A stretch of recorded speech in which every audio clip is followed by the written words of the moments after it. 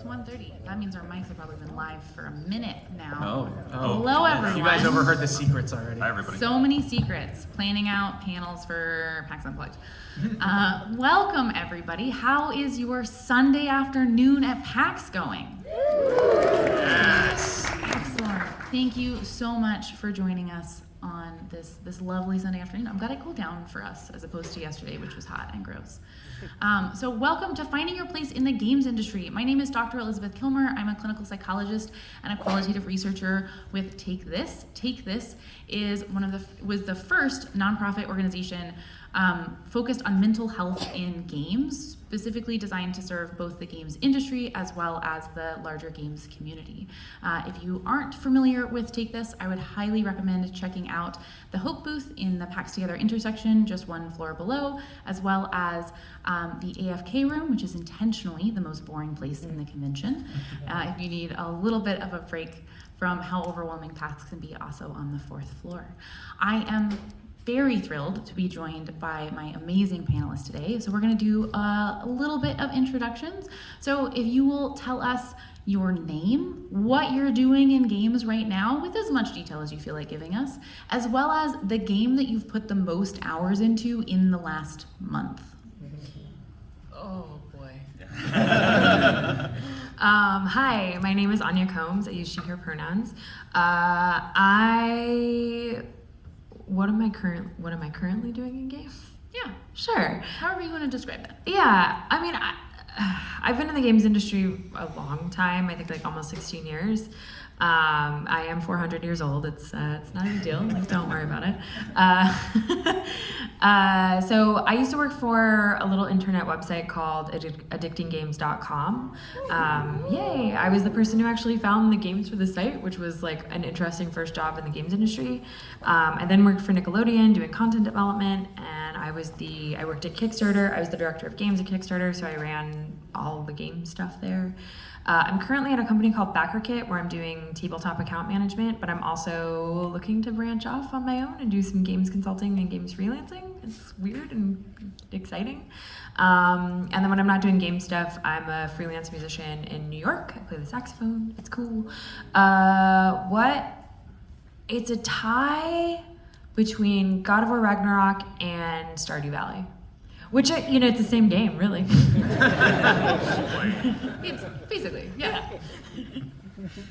Hey everyone, my name's Ryan Ike. I use he, him pronouns. I am a composer and sometimes sound designer for video games, mostly in the indie space.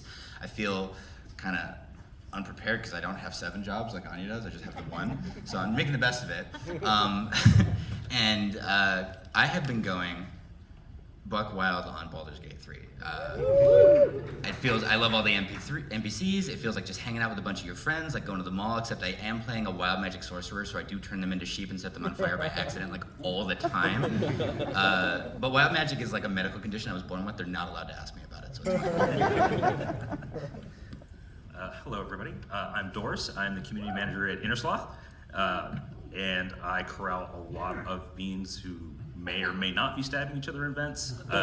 So if you see me on TikTok, that's me throwing plushies at walls. And the last games I've been playing, I went hog wild with Cult of the Lamb, and then immediately went to Dave the Diver, and then installed Armored Core and didn't play it because I had to show up for PAX. Works great on a Steam Deck. Noted. Hello everyone, my name is James Chen. I'm a human resources professional as of this year. I'm the HR operations coordinator for Corsair Gaming, so I work in the PC hardware and peripheral space. I've been practicing HR for about 4 years, have a little bit of a nonprofit background and working at other startup tech companies, but gaming and Corsair is really where I found my passion. Most played game past month.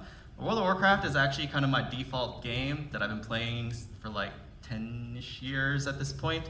But other than World of Warcraft, I've also been playing a lot of Baldur's Gate. I love tactics games, and I love D&D. Cool. Hi everybody, my name is Mike Futter. I use he, him pronouns. I just left a job, and I was the director, or co-director of strategic partnerships at a consultancy. and I am starting a new position in October. I said I'm taking the month off, but my partner and I, Amanda Farrow, she's in the audience, run our own consultancy called F Squared. We do gameplay feedback. We've worked with a number of indies and AAAs and a lot of pro bono work for pre-funded indies. So we do pitch review, we answer business questions, we'll do budgeting. I am a part-time producer and business developer for Strange Scaffold, which is the studio run by Zoliver Nelson Jr. Former journalist. Yes, and Amanda and I are co-hosts of the Virtual Economy podcast. We have been doing that for about 4 years now. Thanks so much for being here, y'all. When did you first know that you wanted to work in games? All right, I'll start. No, you go ahead. I didn't. I have been playing music since I was singing before I was talking. Apparently, according to my mom, although who knows, maybe that's just one of her fun little mom stories. But music was the direction that I took. I found the saxophone when I was 11 and was like, yep, that's it. That was my thing, and it's been my thing, and I love it, and it's awesome. But turns out, not a lot of money in playing music, turns out. Weird, kind of weird how that works. Art is hard. So I was working in music in the Bay Area where I'm from, and I hated it, and I was like, oh my gosh, this is terrible. I'm being treated so terribly as a woman. I'll try games. What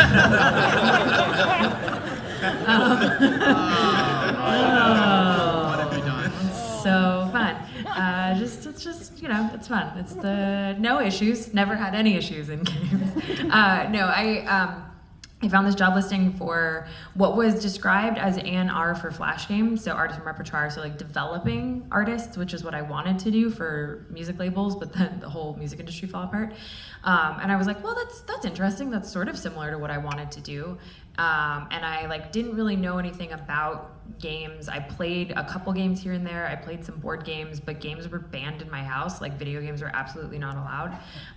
And I fell into the games world and sort of quickly realized, oh, this is no different than working in music. The mediums are different, but at the end of the day, a game designer is an artist and they should be treated as an artist. And so I've had that mentality for almost 16 years now, working in games, viewing game developers, and that runs the gamut of if you're an artist, if you're a designer, if you're a programmer, whatever it is. If you make a game, you're an artist, hard stop in my eyes. And that is a little bit more interesting to me than just focused work in the games industry. I was pretty sure I wanted to work in games when I played the garbage PC port of Final Fantasy VIII when I was a kid. No need to woo or anything. I know it's everybody's favorite one in the series. I feel validated. It's fine. I don't need your approval.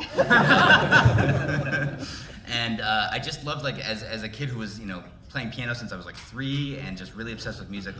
This was my first time seeing a game that had leitmotifs and had character themes that intertwined and changed. And yeah, I said leitmotifs. I have a degree. It's fine. I can say it. Your laughter can't hurt me at all.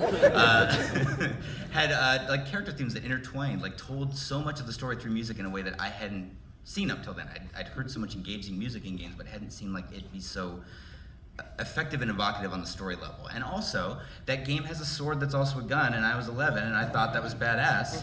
And now I'm a mature adult and I know for a fact that that's badass. And so it really sunk in, and I went down the very academic music path that a lot of people that I run into who ask how to get started kind of think this is what I have to do. You don't. In fact, I maybe wouldn't even recommend it. But I went to, got a BA in music, which is just a piece of paper that says music on it. By the way, my fellow music bachelor's folks will know. It's kind of hard to show up at an interview and be like, this says I'm good at piano. Can I have an exec position? And then I went to grad school, and got a degree in composition and learned a lot of stuff about arranging and working with performers and that kind of thing. And also learned that maybe getting $40,000 into additional educational debt to work in the game industry is not a great idea. But I did learn a lot, and that was kind of my springboard into this space. And then from there, I was just kind of trying to worm my way into the indie space by question mark. I'd like to say I can happily blame my parents for being the reason I wanted to be a game dev, because they handed me a Game Boy probably far too early in my life. And they will never live this down now that, yes, Mom and Dad, the video games did work out. I think I really knew that I wanted to be in games probably when I was in college. And I had been gaming all my life up until that point, but I was the one person that was like, yeah, I want to do games, but I wasn't a programmer. I hated math. That was like my prereqs for any programming. I'm like, well, I can write. So I'm gonna do something on narrative. And just kept keep writing, just kept writing. Applied for places, didn't get it, kept going. And then just like, oh, well, you know what? I can still be excited. I can shout on Twitter, thank you, about everything that's exciting to me in the games industry, because that's fun. That's what it is. And I got really lucky that now I get to be like right here. For me, I've been playing video games my whole life. Like I mentioned, I've been playing World of Warcraft since like 2008. I played like League of Legends and StarCraft 2 very early on. That was my peak middle school years. But even though I love video games, I didn't know that I wanted to work in the gaming industry yet. Between high school and college, like many people, like I had no idea what I wanted to do. In high school, like I worked a lot, did a lot of volunteer work, a lot of servant leadership, and just learning like project management, event management, delegation skills. All these really valuable skills, but going to college, I still had no idea what I wanted to do. I pursued a social science degree. I majored in sociology. I actually graduated early. I graduated my third year, but that just made everything more of a panic. It was like, I still don't know what I want to do. I just did schooling my whole life. I originally thought I wanted to pursue nonprofit. I still work with a lot of nonprofits today, but I did realize it wasn't something I wanted to pursue a career in, despite all of the volunteer work in the background that I had. But me being from the Silicon Valley, I just felt like tech made the most sense in the realm of what I wanted to pursue. So with the skills that I had, not being like a computer engineer, computer science by any means, I decided to pursue HR. But even in the tech industry, there's so many fields of tech, like higher education, telecom, mobile, like AI, things that I worked in, nothing that really just interested me. So when the opportunity at Corsair came about, I'm still playing video games each and every day. It's just been kind of a supernatural fit for me to end up here. And I know for a fact, if I wasn't working in the game industry, my paycheck would still be going to the game industry. So it just works out. Why don't they just pay us in script? I realized I failed the assignment, Elizabeth. I'm sorry. I didn't say what game that I played. I played a ton of Destiny 2. So, One of us. Yes. Go Warlocks. We jump best. Boo. I'm just going to say that. We jump best. You know Titans are better. I'll see you at the bottom. Oh, wow. Wow. Like James, actually, I have a background in nonprofits. I got my degree in arts administration, got my MBA, worked in the field for a number of years. My last job was at Lincoln Center in New York City. And then I decided I was really tired of asking rich people for money, so I started asking developers and publishers for codes. Kind of stumbled into it back when Twitter was good, and it was a community, and not what it is now. I ended up meeting some people, and they had a podcast. It was essentially like a game club podcast, and I was invited on. We did 2 shows. We did like a weekly kind of roundtable show, and then we did a game club show. And then I started copy editing because they were in desperate need of it. And then I became the reviews editor, and then I ended up at another site and kind of stumbled into being the news editor at Game Informer for a few years. If my parents, when I was growing up, they're like, eventually you're gonna have to give this game stuff up and grow up, and I have not and will not. But yeah, I've kind of leaned into the business side of things. After leaving journalism, I wrote a couple of books about the business of indie game development, and then we started our consultancy and built that over a period of years, and now it's alive again, and I'm really, really excited by that. So, and then I have a new job that's going to be starting in October, which I'm not going to talk about today in specifics, but I will talk about that a little bit. I'm very excited about it. When do y'all think our parents will start taking our jobs in games seriously? When we can pay for them to be in a home.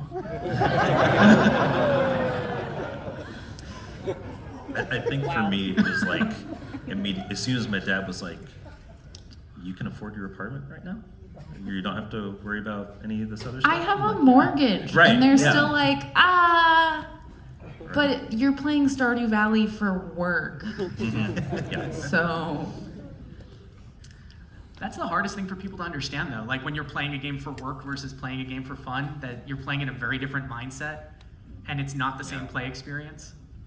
like, I'm still having a good time. Oh yeah, It's totally. not- If it's not the Stardew same. Valley, there are some things. You can't not have a good time. Yeah. I mean, I think it's equivalent to, again, like, I hate to be the like art geek on the panel that's just like games are just art, but like I really believe it. I think with any creative field though, that's kind of the case, right?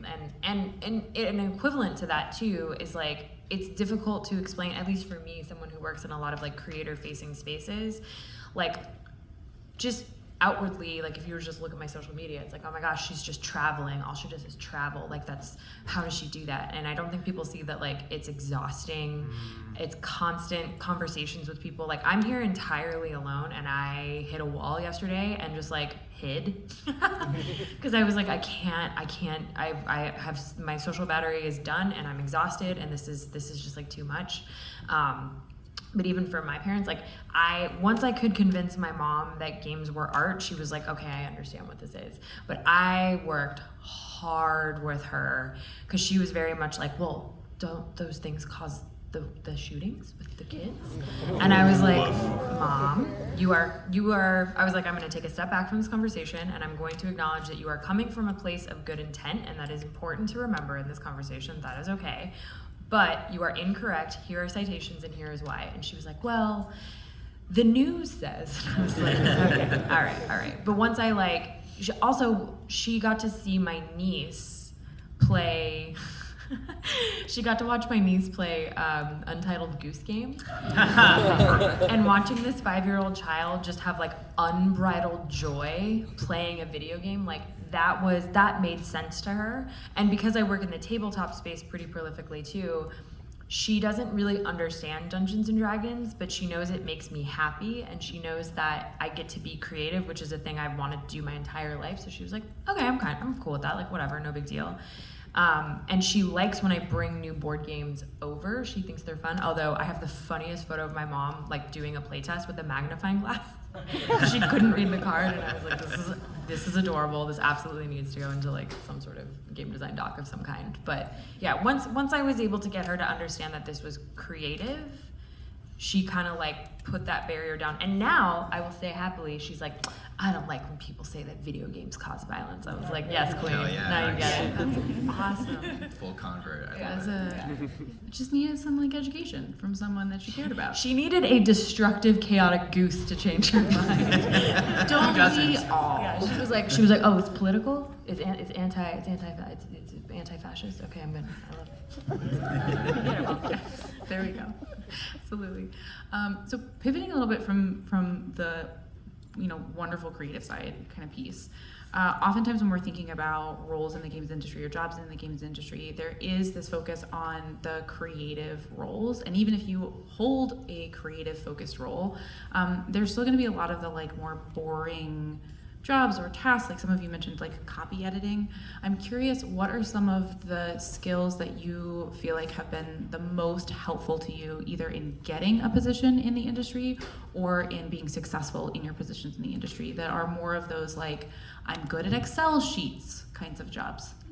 I'm straight up convinced that like someone who is good at spreadsheets and organizing the data that we need, those are like the only people holding this fucking industry together. I'm somebody who, I'm still to this day, like I've been working in the industry, over a decade, and I'm still trying desperately to get my quote unquote like boring job skills like into gear, because I do so much creative side stuff, but that less creative seeming stuff is so important. Like the night and day difference when I've worked on a team that is all like really creative heavy people, and that's awesome, but then we don't have somebody who is like keeping this thing moving. We don't have good HR, we don't have a PR person or a PM to speak of. The difference between that and the teams I've worked on where like Right now I'm here at the show at PAX with a game called Wizard with a Gun. That is, I see a couple wizard hats around in the audience, I think. We have an incredible project manager named Charlie Harper, and the difference between working with someone like that, who does a quote-unquote boring job and is amazing at it, and working on teams that don't have that benefit is night and day. Like, I'm desperately still trying to claw my way up to anywhere near her level as far as like organizing things, making sure people are connected, speaking across disciplines is a huge thing. That's a skill people don't realize they have, I think, or don't realize as a skill. Like, if you can engage with people and talk to people who do different parts of this creative industry that you don't do, and come to understand them and communicate well with them, that is like a huge unsold skill that's hard to like put on a resume, but it's massive. And the difference between working on a team that has people like that and doesn't have people like that is infinitely wild and different. And it's a huge benefit that I don't think it's called out enough. Yeah, and that was going to be one of my points too. Like being a community person and the guy that gets to write patch notes now, and the person that updates and like has to put my name on it. And it's like, I go to the programming team. I'm like, you want me to say what now? I need to like, can you say that again? Okay, so I need to translate that into young person that plays bean game. All right, like that's like its own skill of being able to like, can I talk programmer, and then can I talk like me to tell everybody else? And that was like one of those skills where I'm like, okay, I have no idea what they said, but they just said X does Y. I know how to say that, and like learning how to digest everything that one team will say, so that way your actual like full community and players, and then even sometimes just other people on your own team.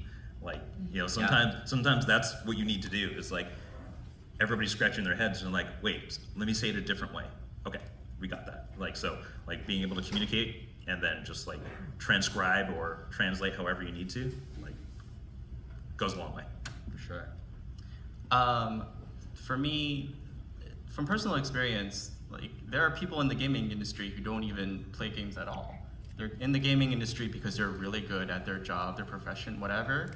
Every industry needs their HR professional, needs their finance and accounting professionals, their employment law professionals, and even a different skill set you may not see as often.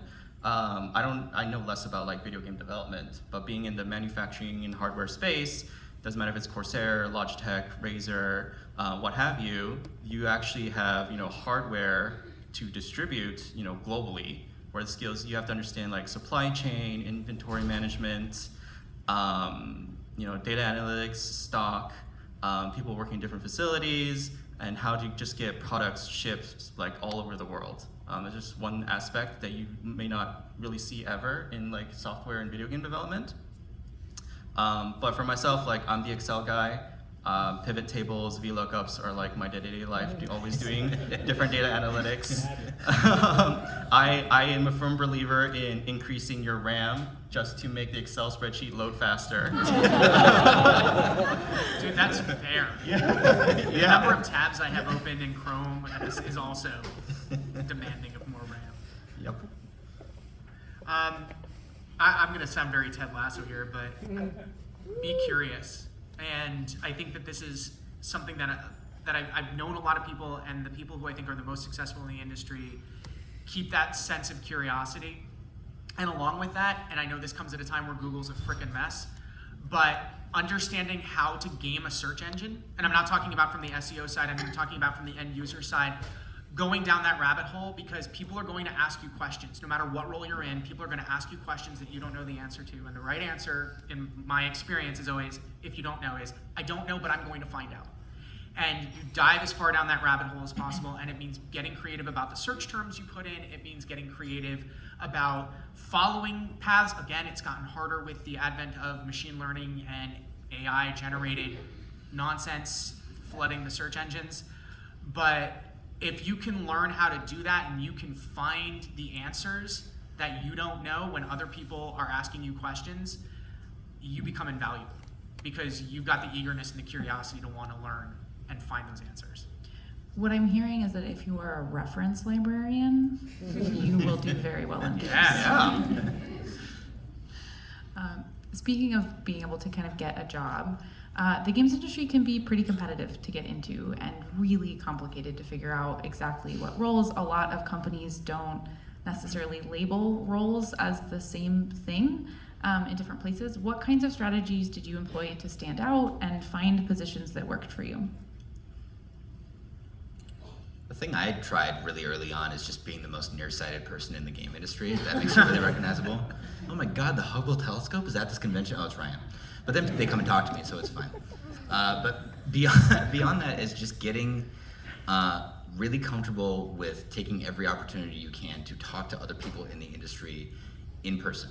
Everybody who's here at PAX right now, whether you live in a big games hub like Seattle, or you live way out, somewhere super rural, like nowhere near like a game industry hub, like being here is one of the biggest things you could possibly do.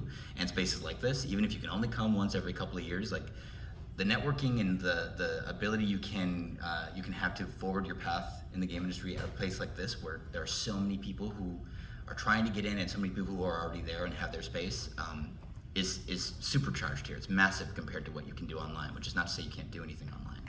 So getting comfortable with that, and kind of the flip side of that coin is, at least for me as a working in a very like creative segment of the industry, like making music, understanding that I need to be good at what I do and I need to have it forward and have it be the easiest thing in the world for someone who's looking at me to find like my best work right away with no stuff in between. But also just being good at this is not enough. Like there are so many people, just using me as an example, who are as good as me, who are way better than me. Like the internet is clogged with people who are better composers than I am. And so like talking to people and making a good impression and literally just trying to kind of make friends and understand that this kind of thing is a slow burn. You're not gonna leave every interaction, every party, every convention, every meetup with work, and that's okay. Like just by being here, you're way ahead of the game on that stuff. I think really sinking into that idea was a big thing for me, and it is proven true over and over again. That just talking to people is the biggest thing. Yeah. I think sorry, go ahead. Go ahead. Go ahead. Why don't we do it at the same time? Yeah. I was going to say one of the things for getting in the industry that like I latched onto was like I have to not be afraid of failing it. So it's like back when I talked about how like I knew in college I wanted to be in games. I submitted like 5 applications to be a narrative person at Bungie. Never heard back. Single time. Got the nice email, says thanks for submitting the application. Never heard back. Didn't stop me from doing it 4 more times. And I'd say also that networking, at the panels, and then I was lucky enough that I also have friends in the industry. And I would say being your genuine self with those people, because they will believe in the skills that they see for you. And sometimes I have friends now that are like, I really want in this industry. I'm like, well, what do you want to do? I'll keep an eye out for you. Like what is that one thing that you like? Oh, you break games every time we play them. Do you want me to look for a QA for you? like is that what you like? And just being genuine and flying whatever flag you have to fly in front of those people. Well, they'll be like, hey, I got this cool thing you might want to check out, and don't tell me you won't apply. And also, if it ever comes to that, I feel like you will be on top as soon as you hit submit, because you've already beaten everybody that were too afraid not to. So I was terrified applying for this job because there are a lot of amazing CMs. Like I've met a bunch of them. Some of them are downstairs in PAX right now. And it was like, well, they could just say no. I'm like, all right, let's do this. I'm just gonna piggyback off that. As a white dude, it's very easy for white dudes to just apply for jobs. If you are a woman, a person of color, a member of any marginalized community, I've talked to a lot of people who are like, well, I don't think I should apply for that. And my answer is always apply for it. Just apply for it. Because the worst thing that's gonna happen is you're gonna get that no, which if you self-select out, you're giving yourself the no.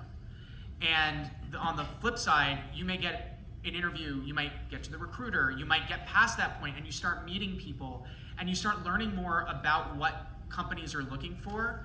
And what's interesting about that is you start to be able to align what people say in the job description versus what they say when you ask them questions about the position. And then you start to be able to reconcile how companies talk about the position in forward-facing job postings, which is not always aligned with what the hiring manager or what the team is looking for. But you can't find that out until you're in those situations and you get that practice of interviewing, you get that practice of being rejected. This is an industry where you are likely going to get rejected a lot. And that should not, I hope, I don't want that to deter anybody in this room. Rejection's tough, especially at first, when you start falling in love with the idea of a job, when you start falling in love with the idea of working at a company you really like. And there comes a moment where you have to separate the reality of what that's going to be based on what you're hearing or based on what the job description says from that idealized version. And the sooner you start to be able to parse that, the easier it's going to be for you to start identifying, okay, this is a job at a company I would like, but the job isn't really aligned with who I am or where I want to be or where I want to be going. But early on, apply. Just get your name out there, get used to writing an application, get used to refining your resume every single time for every single job. Refine that cover letter every single time for every single job. Do not boilerplate too much. I mean, you're going to have a general format, but every application you put in deserves its own tailored custom cover letter, and tweaking the resume to what it is that the keywords you see in that job description. I think I have a little, like everything everyone is saying, 100%. I think I have a little bit of a different perspective. Yeah. So first of all, I think there is a level of just everyone understanding that even all of us up here, we all suffer from imposter syndrome, right? It doesn't really matter. No one knows there. Yeah, like everyone suffers from imposter syndrome. And so, we are all industry vets to a certain degree, and like I still struggle with like applying for a job because I'm like, oh, it's not worth it, right? I think to Mike's point, marginalized folks tend to look at a job description and go, well, I don't fit 100% of that, so I'm not going to apply. And most white dudes say, I fit 40% of that, I'm definitely gonna apply. So here's the thing to keep in mind, and this like changed my perspective on applying for a job so deeply. If you fit at least 70% of that skill set, apply, because if you fit 100% of that skill set, it means there's no room for you to grow, and it means they don't wanna hire you because you're overqualified. Mm-hmm. To Dorsey's point with failure, I also think it's really important for each individual to define what their personal level of failure is. So I went through we all went through hell during the pandemic. But I started redefining what my idea of failure was, and I decided that failure was only something if I didn't learn something. So even if I was like successful in something, if I didn't learn from that experience, then that to me is a failure. And if I failed at something, I didn't succeed in something, whatever it is, if I learned something at the end of that, then it wasn't a failure, it was a success, right? So it's like redefining what these terms mean for you in your own mindset. That might sound a little delusional, but it helps the imposter syndrome. It helps the fact that I am a very staunch perfectionist. So it helps just curb some of the things that make me like go into anxiety spiral and be like, I can't even function on a daily basis sometimes, depending on how bad the anxiety spiral is. So just redefining what these terms mean so I can take my own power back with some of them, right? For the networking side of things, there's this discourse that's happening industry-wise about networking, and there's this idea that like if you're young and hungry in the industry, you have to go to these just like, to be totally honest with you, horrible parties. The parties are horrible. They're not fun. It's too loud. People get drunk. Something always happens. Like it's just not fun. And especially as someone who is marginalized, I don't feel safe there. I've had things happen to me at parties, so I just don't go to them anymore.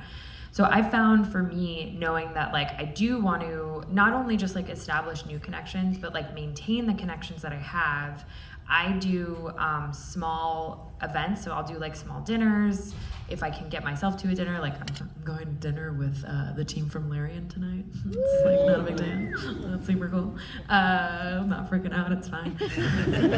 Which is weird because I've been friends with those guys for years, but like, they're a big deal.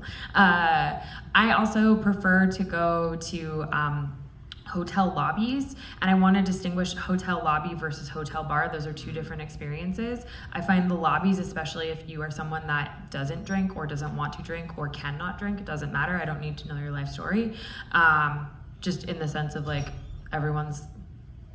alcohol is a personal decision as far as I'm concerned. The hotel lobby is where you can like actually play games with a lot of people, especially tabletop games. I found that tabletop games, even just like a small fun card game, is such a great way to foster connection and relationship with people, because there's a memory that's locked there versus getting a drink at a bar and you're like, I don't even remember who this person is. So once you've made it into the industry, how have you continued to develop professionally? Are there any particular resources or strategies that have been helpful for you? I think that one of the things that I found extremely useful is reaching out to people who you're not pitching them, you're not looking for anything from them other than, hey, I'd love to have a conversation with you. Can I have half an hour of your time?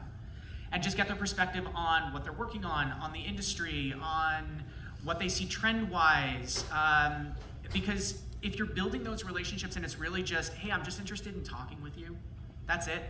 Most people are willing to carve out 15, 20, 30 minutes in their day, in their week, in their month, whatever, to have that conversation. And if somebody's not, hey, that's fine. There are plenty of people who are. You're not gonna get a yes from everybody. You're not gonna get a response from everybody, but just have those conversations. And if you're not looking for anything, it's a lot easier for someone to say yes. For me, think about whatever it is, like profession or career pursuing, if there are like additional courses or even certifications out there. Like for myself working in HR, we have the PHR, the Professional in HR certification. I got that earlier this February. I studied for it for 8 months. I even failed the test once. And there are IT certifications, like accounting certifications, things like that. That's just one of a pretty easy step to go towards. And then look at any LinkedIn courses, any like free courses out there. I'm thankful, like I have a manager who's very thoughtful, forward-thinking of me and developing my skills. And in addition to that, think about other types of events related to that skill. So we're all at a gaming convention today. Next week, I'm actually going to an HR convention. It's like my first HR convention. I have no clue what's gonna happen over there. We're not gonna talk about video games, probably. We're talking about recruiting, employment law, health insurance benefits, diversity and inclusion.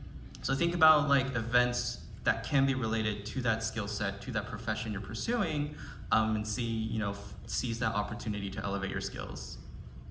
Yeah, I'm gonna follow up with Mike's suggestion as well. Just like talk with people, especially like me in the community space.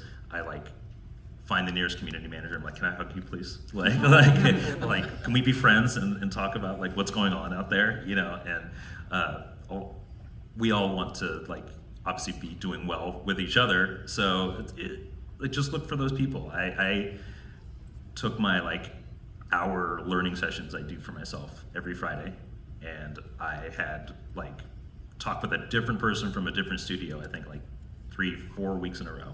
And it was just like, hey, you're really cool. Can I talk to you? Like, can we do that? It's like, yeah, absolutely. It's like, what do you want to know besides the NDA stuff? And it was like, We just call those friendies. right. Yeah, exactly. Like tell no soul.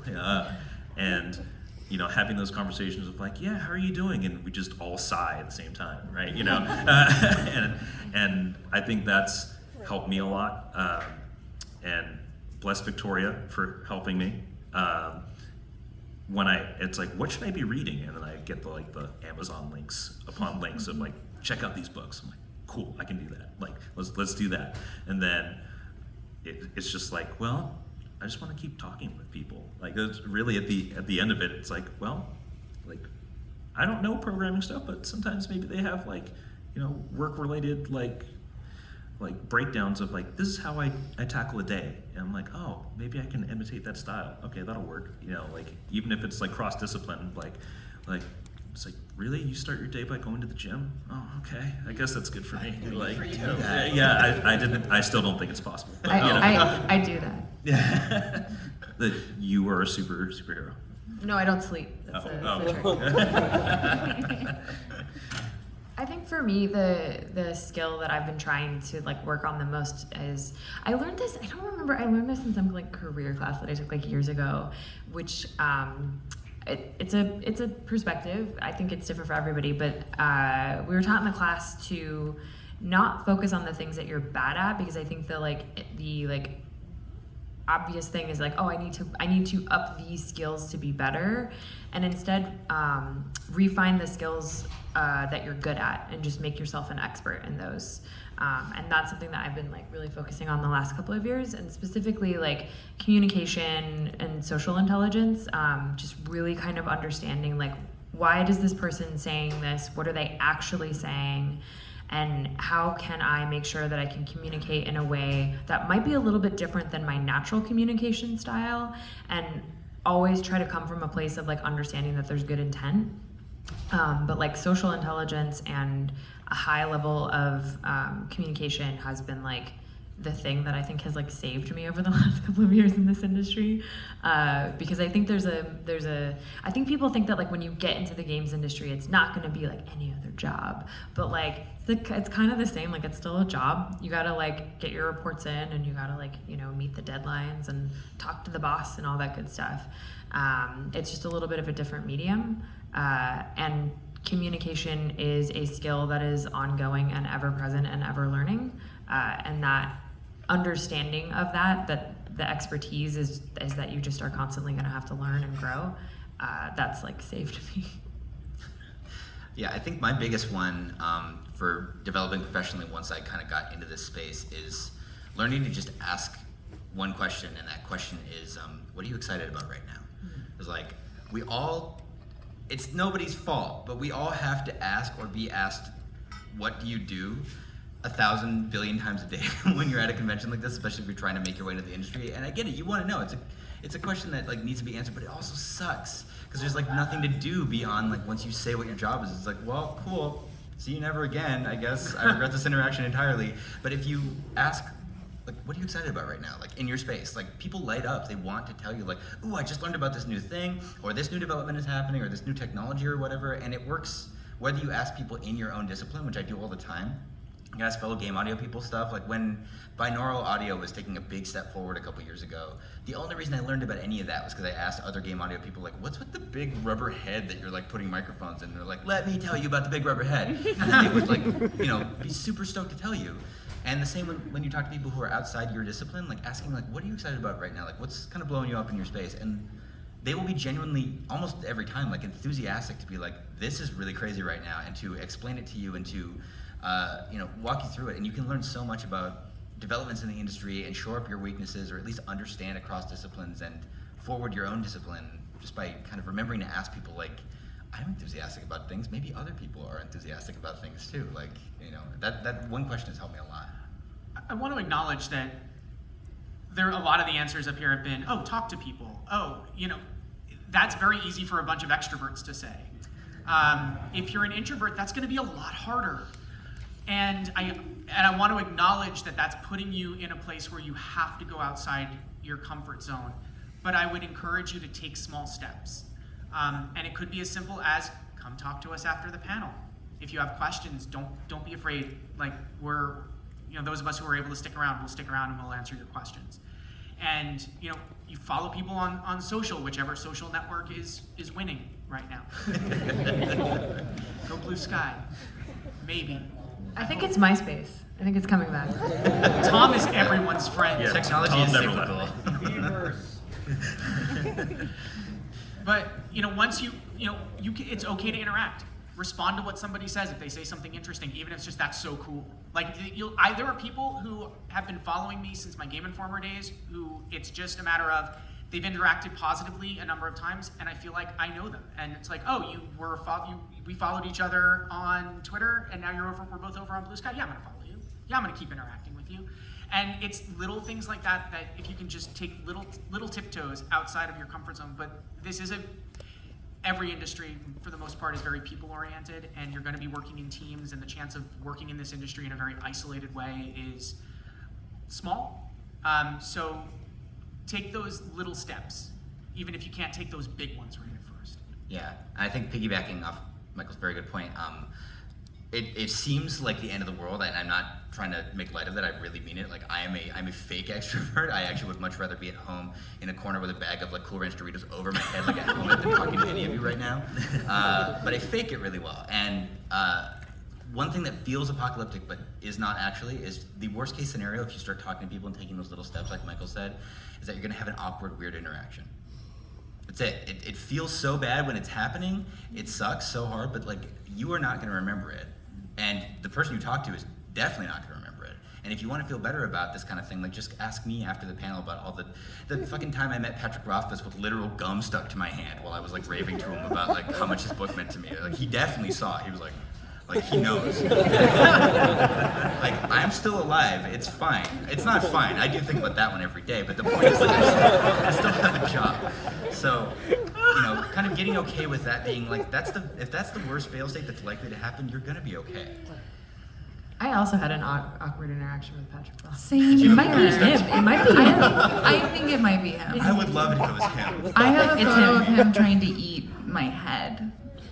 What? Yeah. Go on. Please explain. Yeah, we're very interested. I was working a table that was like next to the table that he was working at, and so we were stuck next to each other for like 5 hours, but I was also trying to not do that thing where I ask him when the next book is coming out. And eventually the way that I finally got around this, because my dad is a huge fan and did not believe that this was happening, like just didn't believe that Patrick Rothfuss could possibly be sitting next to me because I work in games and he writes books. They're not the same. And so I was like, hey, can we take a photo for my dad? And he was like, fine. He was like, sure, absolutely. So we're standing next to each other, and I look at the photos afterwards, and he is just like over my face with his mouth right on. I think there was hair. My hair was in his mouth. So it might also just be him. How did your dad react then? He told me to ask him when the next book was coming out. And I said no, because I have to sit here for another 2 hours. But what I'm kind of hearing this thread across both getting into the industry as well as continuing that professional development is this focus around being able to build genuine and authentic relationships with people, where networking is really important, but I think often the idea we have around networking is that idea of this like very fake transactional interaction, and I don't know anyone who enjoys those. No.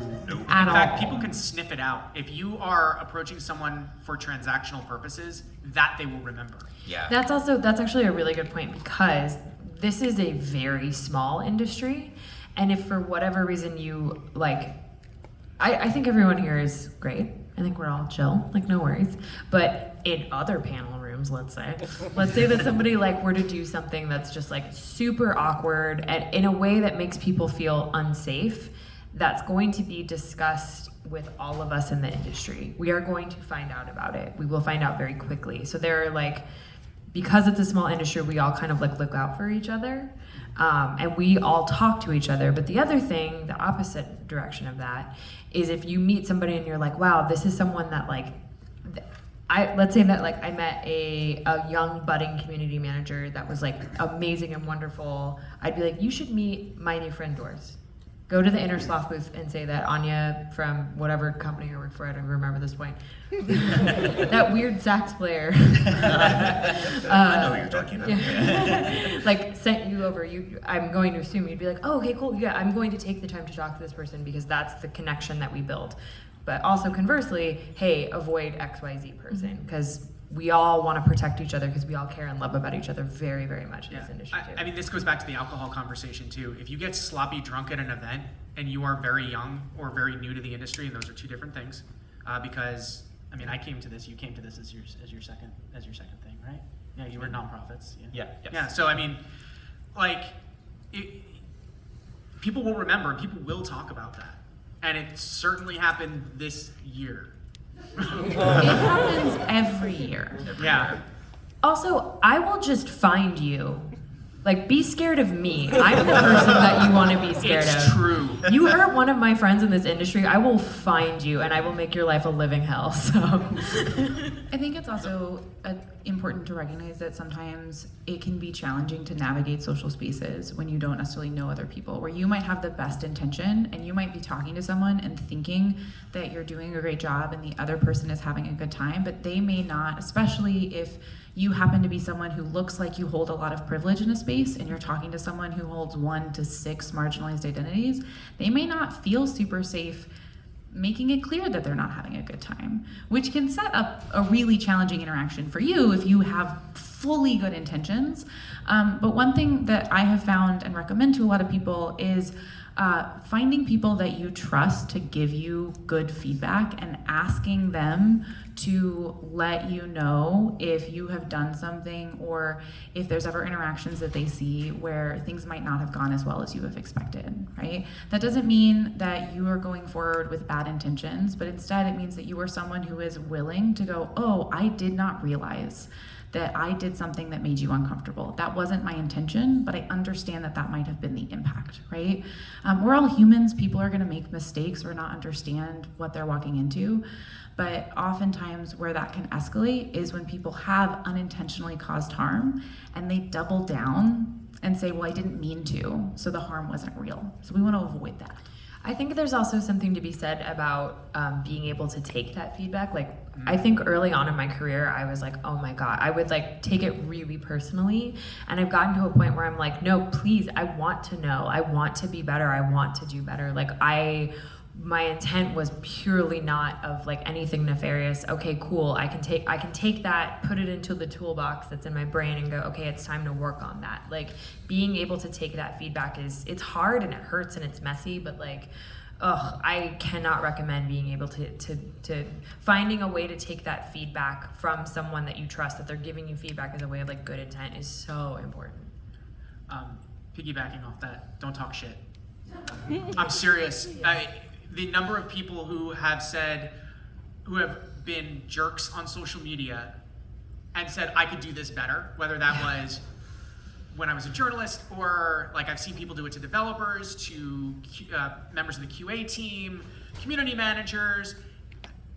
And then if you're actually interested in doing that as a profession, I can promise you that will not be forgotten. Your social handle will come up, they will see it, they will remember, oh yeah, I think I had a bad interaction with that person. Even if they don't remember exactly what it was, they'll recognize your profile picture, they'll recognize your handle, and that's it. I do want to share about like a personal, like more lighthearted story here.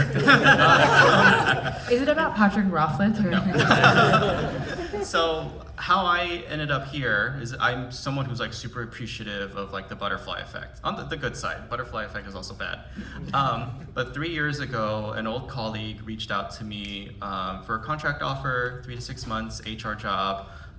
For various reasons, I declined that offer. But I wanted, because I was interviewing with different places at the time, but I wanted to recommend someone else. I recommended one of my high school friends. She took that 3 to 6 month job and learned a bunch of skills. And she actually eventually, from the skills she learned, she started as a recruiting career at Corsair. So she started about like April 2021. I eventually found something else around like May 2021. It was like a remote job, didn't like it. It was working in, it was an HR aspect of HR I wasn't really enjoying. And then my high school friend who, took that contract job, then moved on to Corsair, she reaches out to me and says, hey, there's a job opening on our HR team. Would you be interested? I'm like, yeah, absolutely, I'd be interested. Like, I'm kind of miserable at this one job I'm at right now. I'd love to, come to Corsair, PC gaming my whole life. So I interviewed with the whole team. 3 days later, I got an offer. But it's just this whole butterfly effect story that for that one job that I could have taken, I declined and referred someone else. And, I always talk about and appreciate like the good spirit, just circled back around. And this high school friend of mine, we're now coworkers and we're always kind of supporting and elevating each other at different projects. Yeah. That is a great story to transition into questions with. So we are about out of time. If you have questions, go ahead and line up at one of these two mics. I am going to ask that your questions are questions. There is little to zero story. The ideal question is a 1 to 2 sentence question. It does not have a lot of exposition or story around it. Some of our panelists will be outside after the panel ends in just a couple of minutes. So if you have further questions, or you want to get to touch base with someone, or you want to say that we did an amazing job, you're welcome to come by and say hi. I ask that people don't approach the table, but meet us outside, because I know there's another panel in here right after this one. Also, if you're someone like me who doesn't like to ask questions in a public setting, my Twitter DMs are open. Please feel free to reach out to me if you have questions. And I think they were pointing that we should go to the right, or go that way when we leave, not Yes, that we way. should go that way when we leave. We shouldn't stand in the line, because that would be rude. All right, question number 1. Hey, how's it going? I come from startup land. I'm also an aspiring game designer. My question is, how do you balance between like building a product versus building a company, or building your career, essentially? Because in the startup land, you can waste pretty much all your time like networking and not actually building your product. So. Okay. I think that these are kind of intertwined. That obviously networking is a piece of it, but if you are looking to build both the career and the company, this kind of goes for everything. Practice every day. Whether you're on the design and development side, whether you're on the business side, if you're a writer. I just think this is one of those things where there's that intersection of, if you're practicing what you're doing, and I'm not talking about building your product, but taking a few minutes every day to do something separate from that kind of expands what you're doing, that gives you that mental break, that mental variety. I think that allows you to kind of build, and then you're getting new ideas, you're putting those off to the side, maybe you build a side project out of it, and you're sharing that around, or you have a trusted small group of people where you can share things around. That helps build that network, that helps build your company, that helps refine your ideas, where all of that creates a virtuous cycle. Yeah, I think a pretty important thing is to cordon it off, like when you're trying to balance between the thing that you want to make and also furthering your career by networking. Either of those things can take up an infinite amount of time, and it's really hard to balance them against each other unless you put, in my experience, the networking part in a box and be like, I'm going to go to one meetup a month. I'm going to go to spend half an hour, a week, a day, whatever it is, like looking online for open positions, that kind of thing. But then set the boundary first for yourself, whatever that boundary is, one thing a month, one thing a week, whatever, and then stick to it and be like, I did my one thing, I'm good, I don't have to obsess over this all the time, and I can spend the rest of my time working on what I'm doing. And the other side of that is, if it's the kind of thing you can share, which you're probably already doing if you're doing a startup, but if you can share your work in progress, that can be a really kind of backhanded form of networking, because people love to see something being made in progress. So many people just show like, here's the finished thing, it's done, isn't it great? And it might be, but showing like, I'm working on this really hard, I'm spending most of my time on making whatever you're making, but also here's what the process looks like, and outlining it for people and putting that online, sharing that when that's possible. That can be a great way to get engagement and kind of build some of that networking structure while you're doing the thing that you're building the thing you're building. But I think coordinating it off in a time block is really important. Thanks for your question. Thanks. Thank you all so far. So working in the entertainment industry, my understanding is there's always sacrifices, right? Because everyone might envision, playing games and getting paid, it's so easy, of course I want to do that. But can you talk about some of the trade-offs or sacrifices in working in the games industry, and that still make it worth it for you, but that you have to be prepared to accept to get it? My biggest thing is separating my games personality from my games facing industry personality from who I actually am. One of the reasons that I left Kickstarter was I started getting my name started getting tied into my job. So it wasn't just, there's Anya, it was there's Anya from Kickstarter. And I kind of started feeling like, well, this isn't my company. Like, I didn't found this company. This is a company that I work for, and I'm representing the company. But I don't like that these two things are being tied together, because it's pigeonholing me into one specific location, and I don't know if I'm going to be able to branch off from that. Having a life outside of games can be really difficult, especially if it is genuinely the thing that you love and genuinely your biggest passion.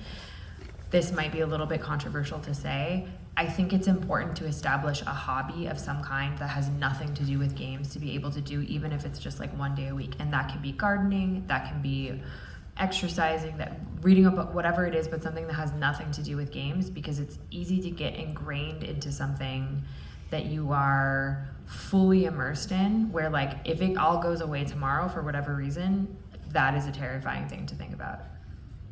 I think that is about the end of our time. So thank you all so much for coming. Please give our panelists a big round of applause.